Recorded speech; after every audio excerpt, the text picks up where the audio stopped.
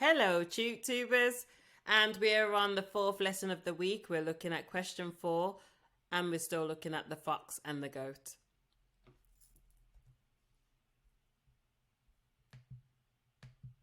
Okay, so this is the final time that I'm going to read the extract to you, so I'm sorry if it's a bit repetitive, but it's just best for me to read it every time that we go through a different extract, just in case you want to look at just one question within a paper. Okay, so a fox one day fell into a deep well and could find no means of escape. A goat, overcome with thirst, came to the same well and, seeing the fox, inquired if the water was good. Concealing his sad plight under a merry guise, the fox indulged in a lavish praise of the water, saying it was excellent beyond measure and encouraging him to descend. The goat, mindful only of his thirst, thoughtlessly jumped down, but just as he drank, the fox informed him of the difficulty they were both in and suggested a scheme for their common escape. "If," he said, "you will place your 4 feet upon the wall and bend your head, I will run up your back and escape, and will help you out afterwards." The goat readily assented, and the fox leaped upon his back. Steadying himself with the goat's horns, he safely reached the mouth of the well and made off as fast as he could.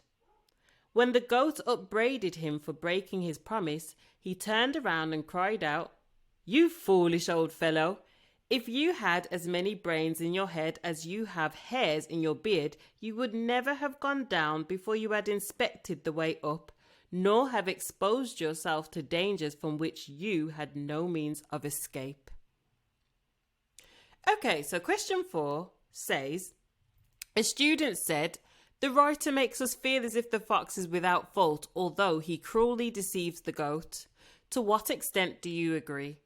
In your response, you could consider your own impressions of the fox, evaluate how the writer allows the reader to understand the fox's decisions, and support your response with references to the text. Now, what you want to do is make sure that your response covers all aspects of the statement.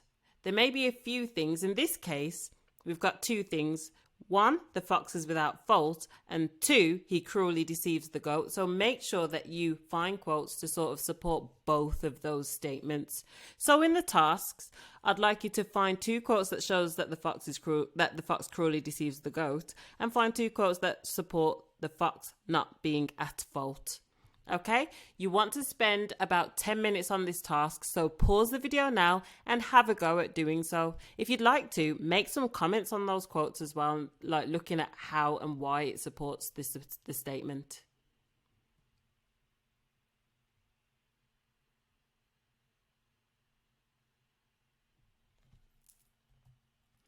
Okay, so I found 4 quotes in case you were struggling or in case you just wanted to find some more. I've looked at concealing his sad plight under a merry guise and made off as fast as he could, and that's for the first task. And then you foolish old fellow and exposed yourself to dangers, that is for the second task. You have probably found something a lot better than mine, but these are just some ideas. So pause the video if you didn't manage to find 2 for each. Okay, another table. So we want to look at a quote, we want to look at the method, we want to look at how it supports the statement and make any additional comments. So I've left the bottom row free for any other quotes that you have found. So just as usual, I've filled out the first row. So my quote is concealing his sad plight under a merry guise. The methods are verb and juxtaposition. So for the verb, which is concealing, it shows he is deceitful as he is withholding his true feelings. This portrays him as untrustworthy. Juxtaposition, sad and merry, the contrasting feelings emphasize his deceitful nature as he is able to present himself as something he is not. The effect on the reader automatically identifies how untrustworthy the fox is and begins to sympathize with the poor goat. So this quote here is focusing solely on the fact that he cruelly deceives the goat. Whereas when you go down and you look at "you foolish old fellow" and exposed yourself to dangers, that's looking at the fact that the fox is without fault. So I would like you to spend no more than 10 minutes completing this table. Pause the video now and get on with it.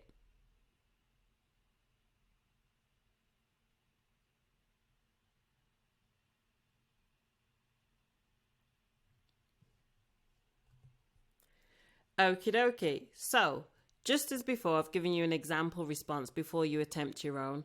Now, for each paragraph, you want to try and attempt to write between 4 and 6 paragraphs, depending on how much detail you put in them. And you don't want to spend in the exam any more than 20 minutes on this task. However, with your revision, you might want to spend about 30 minutes just to keep practicing and then get used to it and then work on your time.